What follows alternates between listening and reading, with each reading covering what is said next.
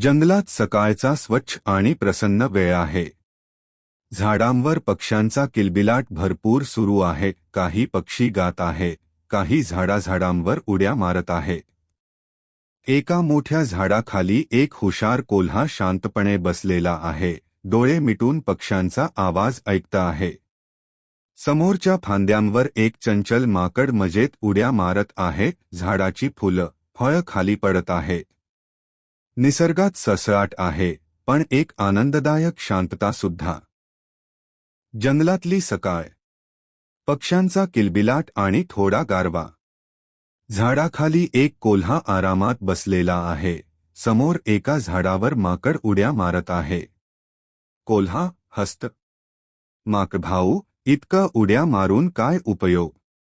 शहाणपण डोक्यात असलं पाहिजे, अंगात नाही. माकड उड्या मारत.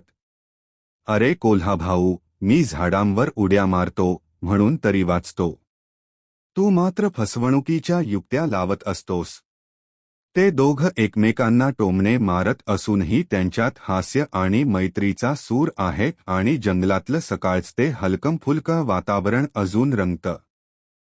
जंगलात सकाळचं शांत वातावरण.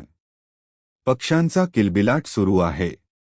झाडाखाली कोल्हा बसलेला आणि माकड झाडावर उड्या मारत आहे.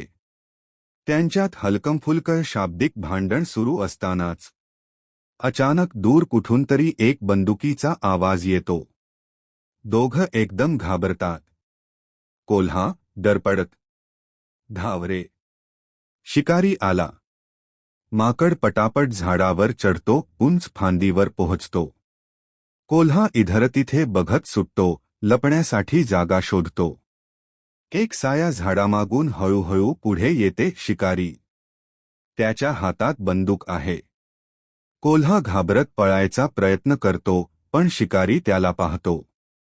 माकड वरून सगळं बघतो, त्याच्या डोळ्यात चिंता आणि विचार.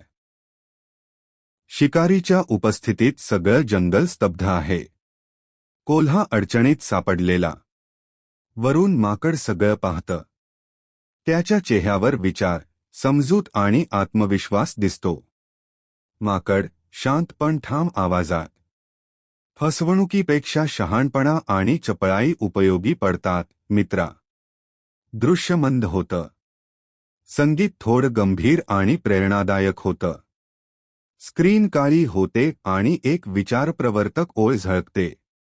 चतुर असणं म्हणजे फसवणूक नाही, तर वेळेवर योग्य निर्णय घेणं.